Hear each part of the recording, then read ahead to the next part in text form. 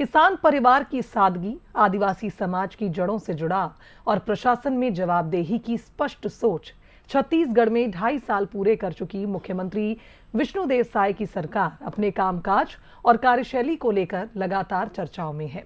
एक ओर जनता के बीच सहज पहुंच तो दूसरी ओर शासन में सख्ती और पारदर्शिता।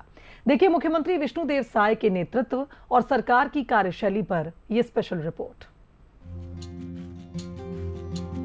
गांव की मिट्टी से निकलकर प्रदेश के सर्वोच्च पद तक पहुंचने वाले मुख्यमंत्री विष्णुदेव साय ने सत्ता को कभी दूरी का माध्यम नहीं बनने दिया। आज भी उनकी पहचान एक ऐसे जननेता की है जो आम लोगों के बीच सहजता से पहुंचते हैं, उनकी बातें सुनते हैं और समस्याओं को समझने का प्रयास करते हैं। ग्रामीणों, महिलाओं, बुजुर्गों और युवाओं से सीधा संवाद उनकी कार्यशैली की सबसे बड़ी पहचान बन चुका है। यही वजह है कि शासन और जनता के बीच संवाद का एक नया सेतु दिखाई देता है। हमारे विष्णुदेव साय जी ने बहुत ही अच्छा मुख्यमंत्री होने का परिचय दिया है और हम चाहते हैं कि वे छत्तीसगढ़ को इसी अपना ऊर्जा के साथ कार्य करते रहे और हमारे छत्तीसगढ़ को संवारते रहे। मैं उन्हें बहुत बहुत धन्यवाद देता हूँ। मुख्यमंत्री विष्णुदेव साय का मानना है कि सुशासन का अर्थ केवल योजनाएं बनाना नहीं, बल्कि अंतिम व्यक्ति तक उसका लाभ पहुंचाना है। इसी सोच के साथ सुशासन तिहार और जन समस्या निवारण शिविर जैसे अभियान शुरू किए गए। मुख्यमंत्री खुद लोगों के बीच पहुंचे, शिकायतें सुनी और समाधान के लिए तत्काल निर्देश दिए। सरकार को जनता के द्वार तक ले जाने की ये पहल सरकार की प्राथमिकता बन गई।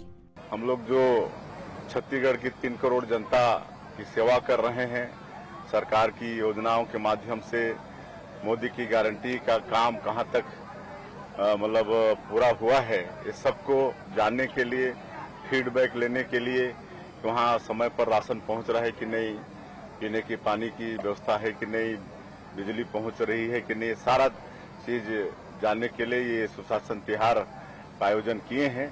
सहज व्यक्तित्व के साथ साथ प्रशासनिक स्तर पर मुख्यमंत्री का नेतृत्व दृढ़ और निर्णायक है।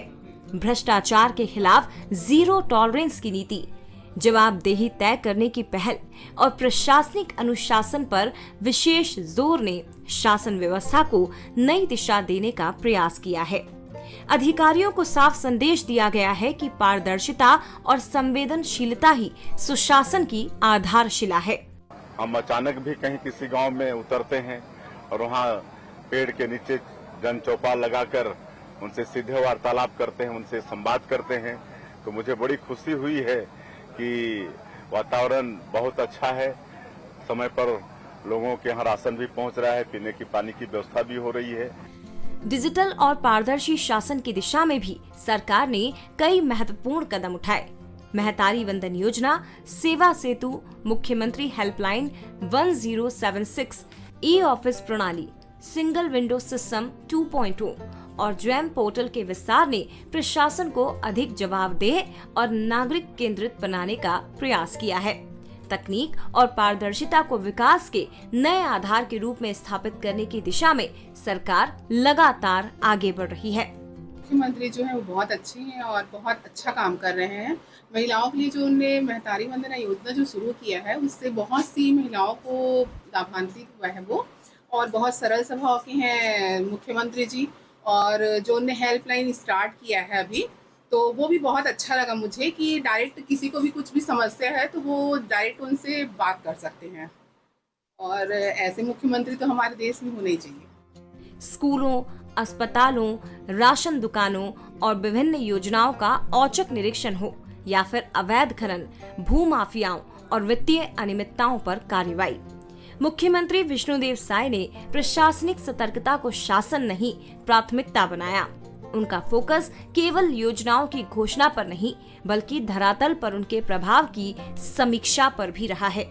आप मिस्त्री हैं, क्या नाम है? देखिए ठीक है, इतना ठीक है। सुख मोहन। अच्छा, कौन गाँव? अच्छा, तो ये राजमिस्त्री का काम करता कब हो जाए महीना में?